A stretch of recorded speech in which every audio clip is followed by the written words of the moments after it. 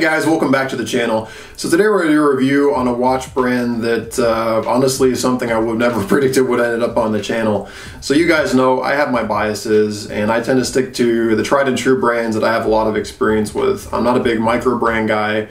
Honestly, I've had a lot of companies recently contact me wanting me to do reviews on their watches, and while I've always been very touched that people want to offer me their products for review, I've actually turned a lot of them down because frankly, a lot of the ones that people have sent to me looked to be poor quality, and to me, the money that they were retailing these prices on, I was pretty sure that by the time they sent me the watch, I basically would have spent a lot of my own effort, and they would have spent time and money on me to get me the watch, and I basically would have told you guys, just go buy something else, don't waste your money.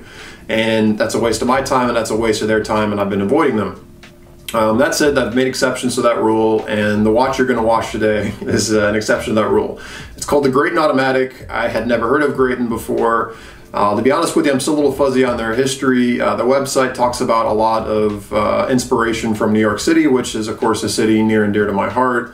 But to be honest, I really didn't know what to expect. They offered to send me a watch, and as long as I did a review on it, and looking at pictures of the watch, the aesthetic kind of appealed to me, and they had a gray dial. I didn't have any gray dials, and I figured, you know what, maybe it's time I reinvestigate this, and I take a look at breaking some of my biases. So I offered to review the watch for them. They offered to send me a watch for the review, and the rest is history. So I think you guys will see in this review that I went from having zero expectations and just expecting it to be a waste of time and money to, I think you will pick up on the fact that I actually kind of bonded with this watch. Not kind of, I mean I have. I've worn it quite a bit, and it's helping me break some of my micro brand biases. Before we get started, one other quick thing. I apologize, I'm going to offend you guys in this video. I have a band-aid on my finger. I know that unfortunately doing watch reviews, you guys have to spend a lot of time looking at my fingers. I don't like looking at them either. I have a habit of getting into home repairs and causing damage to my body, and unfortunately I'm wearing a band-aid and I don't have a CG budget to remove it. So, CGI budget to remove it. So hopefully my band-aid won't offend you too much. But with all that said, guys, sorry for the long intro. Let's go ahead and just jump right into the video. Alright guys, let's go ahead and get started.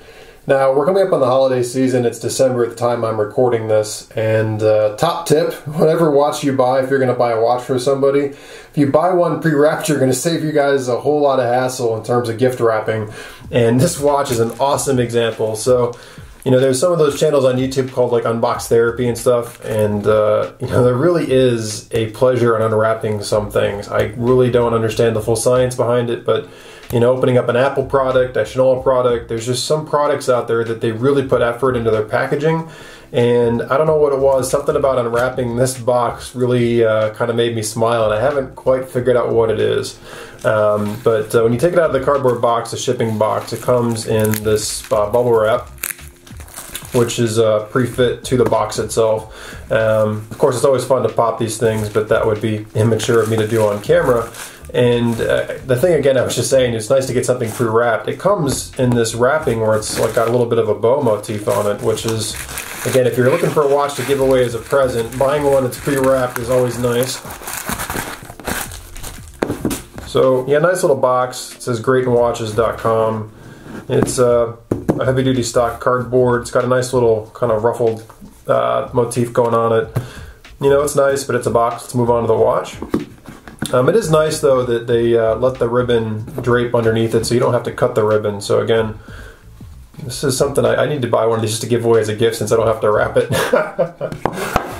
Inside, I already took it off. They did a nice little, like gift wrapping paper as well, and it actually wrapped around the box itself. I'm a sucker for details, and it's these nice little touches that, honestly do a little bit for me. I get excited when I see somebody that took some time and some effort in just designing some good packaging. Like I said, Apple does it really well, Chanel does it really well. There's just, you can tell when people put in the extra effort. And, I'm not going to say this is the best wrapping situation I've ever seen for a watch box, but, it's little details that make a difference, and somebody did put some effort into designing this, and I appreciate it. And the grain on the cardboard of the box itself actually matches the outer box itself too. So, again, somebody took the time, they paid attention to the details, and they made some good decisions in my mind. This is just a heavy stock cardboard box, but opens up with a little bit of a snap. Grayton, Got a nice little cloth here, which I know you guys complain on a lot of my reviews. I get fingerprints all over the watches, so let's go ahead and let's dust this guy off just a little bit, just in case I got any fingerprints on there. So here's what we're all here to see, though, the watch itself. Now, I know you guys are going to ask me what else comes in the box, so before we do that, you'll see some links since I pre-adjusted it. A little Grayton hand tag. Has the SKU, or for those of you in the industry like I am in terms of product marketing, stock keeping number. You got a nice little warranty card and booklet. It's in all languages. Grayton watches. Now, I do want to touch really quick. You know, this thing does have an international warranty, and it's good for 2 years. I haven't filled mine out, but it's good for 2 years. And I got to tell you, as a micro brand, 2 years is a pretty respectable warranty. You know, I remember buying a couple of really high-end watches that I didn't even get a year warranty, so it is nice that they do stand behind their product. I've never dealt with them. I can't tell you how the customer service works, but at least on paper, you're getting a pretty decent warranty. So, but again, guys, it's just boxing papers. Who cares about that stuff? We care about this. And so what is this? Well, so this is the Grayton Automatic. And you're forgiven if you've never heard of them. I never heard of Grayton either. And I gotta tell you what, I had zero expectations when Grayton contacted me. I'm very fortunate that people occasionally contact me on my channel and ask if I'm interested in reviewing their watches. And I gotta be honest, a lot of times I tell them no, because they're products that I just assume I'm gonna think are absolute junk. And rather than have them go through the hassle of sending me stuff and then me actually doing a review and hurting their feelings and me wasting, you know, valuable time when I could be making reviews on other things, I just say thank you and make them go away. But in this case, you know, I took a shot, and I got to be honest, I got this watch with zero expectations, and by got, I mean literally they gave me this watch for free. I do want to make that clear. They said, hey, we'll send you a watch, give us an honest and fair review. And, you know, I just thought they were another Me Too brand, and I had absolutely zero expectations on this watch. I was expecting it to be some piece of junk, and it is anything but that. I'm not going to tell you guys it's the greatest watch ever made, but I will say that I've worn this thing several days this week, and you know, it really speaks to me in a way that I really didn't expect it to. So let's go ahead and get it off the pillow here. Now, the first things first, comes with a dual deployant butterfly. So you got a trigger here, squeeze, pop. Lose the pillow. The butterfly itself, oopsie, focus it. And it's nice job on the finishing, honestly, for what this watch costs, which is $255 that I believe is suggested retail. It's a nicely finished butterfly. And again, you got dual deployant triggers, and honestly the mechanism on this looks identical to the one on my Shinola. So much so that I almost wonder if they're made in the same factory. But nice job. Now, I opted for the one on the bracelet, as you can see here. I gotta be honest, I'll go ahead and start with the bracelet, which I know is weird for me on my reviews. If I would have done it again, I would not have gotten one on the bracelet. I would have gone for a leather strap. They all offer a multitude of leather straps, and I'll tell you why. You know, it's a nice enough bracelet, and it's got, you know, push pins, which for $255 is totally reasonable, and it's got decent fluidity to it, high polish on sides, center links are high polish, flanking center links are high polish, the rest are brushed. It's got a nice aesthetic to it, but the thing is that I'm a pampered, you know, spoiled person, and I know what a Breitling bracelet feels like. I know what even a Shinola bracelet feels like, and I've been, you know, spoiled to have a lot of nice watches, and fluidity to me in a bracelet is very, very important. What I mean by fluidity, the ability for the bracelet to flow without getting kinked up. And this is one of those bracelets that, like I just did it here, the links will kink and they'll get stuck together. Now, you know, for a $255 watch, this is a totally respectable bracelet, and just happens to be a personal pet peeve of mine. But, you know, compared to a bracelet you get on a Citizen or a Seiko, you know, I'd say this is basically 9/10 of the same quality. And in some cases, it might even be better.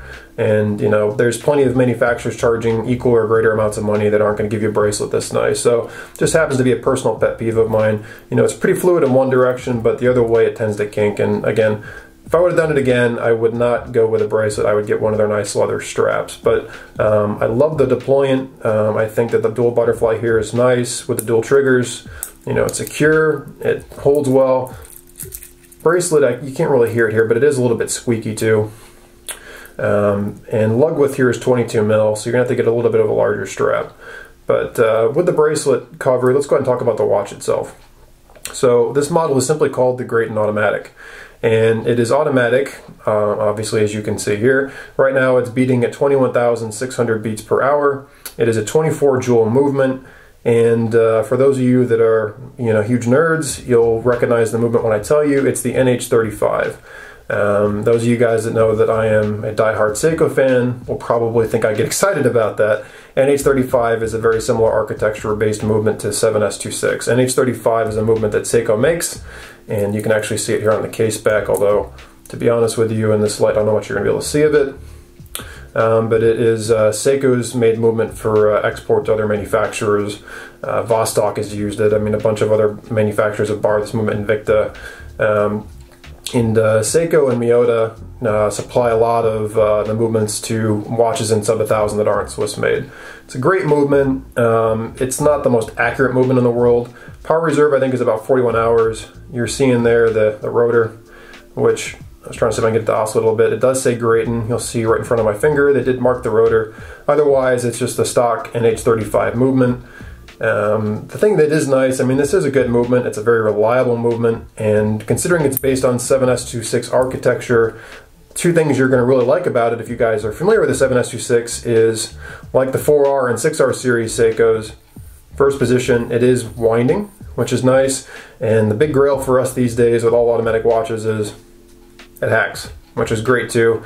Because conceivably you can stop it at 12 and you can perfectly set time to whatever timekeeping device you'd like to use. Personally, I'm a guy that sets all my watches to atomic clocks. So movement is a solid workhorse, mineral crystal on the front, and I assume mineral crystal on the back. The case back just says Japanese automatic movement, and it says 100 meter water resistance. 100 meter water resistance, I don't know how comfortable I'd be with that. The reason I say that is this is not a screw down crown. As you can see, I can wind it freely. If they stand behind that and give me a 2-year warranty, then knock yourself out. I am one of those people that unless I have a screw down crown, I'm not going swimming or doing anything crazy with a watch. To me, this is a watch that if it rains out or I wash my hands, I'm fine, but this is definitely not going to find its way into a swimming pool anytime soon. But I gotta tell you guys, I'm really digging this watch. And again, as I was saying, I had absolutely zero expectations. This is just one of those watches that the longer I've had it, the more it's just really begun to speak to me. And I gotta say, part of that is I love this dial. And I'm one of those people that would admit that I feel like I'm living in the wrong time period. And this dial has a little bit of like a vintage feel to it, and that really speaks to me. Now, size is not vintage. This is a 44 millimeter watch. This is what they call the men's watch. They actually have 3 different sizes. They have a unisex size, which is 40 millimeter, which to say 40 millimeters unisex tells us how far we've come. I'm really happy that they can call it a unisex and that women are wearing 40 millimeter watches. I think a woman can totally wear a 40 millimeter watch, and I totally support that. And they're calling the 36 millimeter version a women's watch, which I've owned a President and a Datejust Rolex. I've also owned a 33 mil JLC. So I currently have been wearing some women's watches, but modern times sizes have changed. But this watch has a very vintage feel about it, and I don't mean in terms of vintage build quality, but the shape of the case is very unique. That's part of it, and the dial itself. But the shape of the case, let me start with, I love the turn down lugs. I think they're very, very classy. And I gotta tell you too, I don't know what it is about this crown. I love fondling this crown. It, you can't see it, there's some slight notches here, and it makes it easy to grip, and then it kind of flares out as it goes up. And it's just, I don't know, it's not honestly easy to grip. I actually have a hard time gripping it and winding it. Practically speaking, I find it kind of a pain. But I don't know what it is aesthetically. I love the smooth top on it. It's not marked or anything like that. There's just something very mechanical and old school feel about it, and I adore it for that. And again, the case itself I really like. It kind of, like the crown, it starts off narrower and it flares up as it goes up. And it also kind of has a roundedness to it. And I gotta tell you guys, I don't know what it is. Between the case and the crown, there's just this again, kind of vintagey, different feel about it, and it just, I don't really know what it is. I can't really explain it to you, but it really speaks to me. Something else that really speaks to me that I would never have expected is, you may not be able to catch it quite, but the hour markers, which are Arabic, which I'm a sucker for Arabic numerals, are rose gold surrounded. Obviously rose gold plated coloring, or I don't know what material they use, and you guys know I've whined about things being plated on my channel a million times, but I gotta tell you, the plated numerals on the dial itself, they look really nice. I went for the gray dial because of all the watches I own, I've never owned a gray watch, so I wanted a dial I didn't have, and I gotta tell you, the light catches this watch sometimes in just the right way, that the rose gold numerals offset with the gray dial, this thing just has a credible look to it that I'll catch myself staring at it. I mean, it really draws me in. And again, there's just, this watch has an energy about it, has like a presence to it that it's hard to explain. There's just certain moments where the light catches it just right, and it just feels right. Something that doesn't feel right, and another pet peeve of mine though, is, again, I'm a sucker for the details, and one of the things that I think that they really should have done, being that, you know, with the packaging and everything else, clearly somebody put a lot of effort into details. I mean, the grips on the crown, I mean, there's a lot of details, but one of the things that they missed, in my opinion, is the second hand, you'll see right here, and actually the minute hand too, they don't touch the outer indices of the dial. Now, if you look at 99% of watches over $100 on the market, they make sure that these hands touch the outer markers. You know, you look at any Rolex Omega for sure, but every Seiko too. For the most part, there are exceptions to the rule, but most of them, the minute hand and the seconds hand will touch these outer indices. And to me, I don't know if they're just, these hands and this are reused from another watch series or what, they're just off the shelf hands, but to me, it's an annoyance. Now, I am OCD, I will own up to that, and it would bother me way more than it would most people. But that to me, just, it bothers me. I really wish that the hands actually reached out to the full edges of the dial. Honestly though, pet peeve aside, that's literally my only pet peeve. That and the bracelet, which again, you know, the kinking I don't like, but you know, if I would have gone with a leather strap, I probably wouldn't have that complaint. Although I can't speak to the quality of their leather straps, I really don't know. But this watch has been a surprise. I've never heard of Grayton before, and I can say honestly, this is a watch I never would have spent my own money on prior to picking one up. I don't do micro brands, you know, in this price point. I would have been buying a Seiko or a Citizen or a used Tissot or Hamilton or something else. This is something that never would have spoken to me. But I'm really happy that they reached out to me, and I'm really happy that they were kind enough to give me a watch and allow me to review it. And, you know, now that I've seen it, I'm going to be more open-minded when I look at brands like this in the future, because this is a very nice piece. And like I've said, I've already worn this thing several days this week, and I definitely have an affinity for it now. I mean, it's very much grown on me, and there's a character about it that I very much appreciate. On their website, they talk a lot about, I really can't even understand it. The marketing's a little unclear to me, but they show a lot of pictures of New York, and they talk about how this watch kind of embodies the soul of New York. You know, what the soul of New York is very much open to interpretation, but, you know, I can say I could definitely see this watch looking well with the backdrop of the Chrysler Building or the Empire State Building or even the Meatpacking District. I mean, there is kind of that vintage, soulful kind of aspect about it, that there's definitely some, you know, mid-century and earlier New York architecture that I think would definitely go well with it, especially 1930s architecture, or even on the subway. I mean, this thing would very much look, I think, would fit into those environments well. By the way, on the wrist, I have just under a 7-inch wrist. 44 millimeter is the perfect size for me, I think. I wear a lot of 40 mil as well. The smallest watch that I'll wear is 38 mil, and so 44 to me is a totally wearable size, and I think you'll agree on the wrist. I think it looks pretty well, and it's a little bit chunkier, and I like chunky. I like heavy watches. I know some of you guys prefer light watches, and if you're looking for something light and not chunky, obviously this is not the watch for you, but you know, I really like this thing on the wrist. And again, the way the light plays with it and the rose gold coloring around the Arabic numerals, which are also luminescent, by the way, there's just sometimes the light catches this thing and it really pops. So all that said, guys, you know, if this watch speaks to you, go ahead and check them out, GraytonWatches.com. And you know, if you're looking to gift give, you get the cheek of this thing already comes pre-wrapped. So, you know, $255 as tested as you see here. Nice watch, different, has a distinct feel about it. And you know, again, it's nothing I ever would have picked up, but I'm glad that they let me try it out. And I got to say, I'm really liking it, and it's going to find a lot of wrist time in the future. So let's go ahead and jump back. Welcome back, guys. So, you know, as you can see, I mean, here's a watch that, you know, I never would have I'd never heard of them, and had I heard of them, I probably never would have endeavored to spend my own money to buy it. But, you know, I appreciate Grayton taking, you know, the trust in me and sending me this watch, you know, because it's helped me break some biases. You know, again, this is something I never would have thought to even purchase, but, you know, I've bonded with it. I actually legitimately like the watch.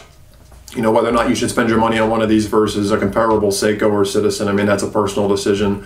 You know, they all have their pluses and minuses. I think you guys know where my biases tend to be. But I think for the price point, I think it's more than fair, and I think it's a very unique watch. I think if you don't want a Me Too, I think it's definitely got some value in it. And again, holiday season's coming up. If it speaks to you too and you're looking for an easy way to get out of gift wrapping, then hey, it comes pre-wrapped for you guys. Beyond all that, hope you guys enjoyed the review as always. If you'd like to give me a thumbs up. In regards to comments, let me know what you think. Would you guys consider buying a watch like this? Are you into these micro brands? I'm actually legitimately curious. Beyond that, I mentioned on my last video that I would be doing a live session coming up. Right now I'm planning for the weekend of roughly the 17th or the 18th of this month, but I'll keep you guys in touch on that. And as always, guys, thank you so much for the continued support. A lot of people have been putting Q&A videos on YouTube lately, and I know some of you guys have been asking me to do one. You know, I don't know what I'd really talk about. If you guys have questions, watch later or otherwise, leave them below or ask them on the live session, and if I get anything good, I'll maybe address at the end of my next video, or I'm sure happy to try to answer them in the comments as I have time or on the live sessions. But thank you guys so much. Have an awesome day.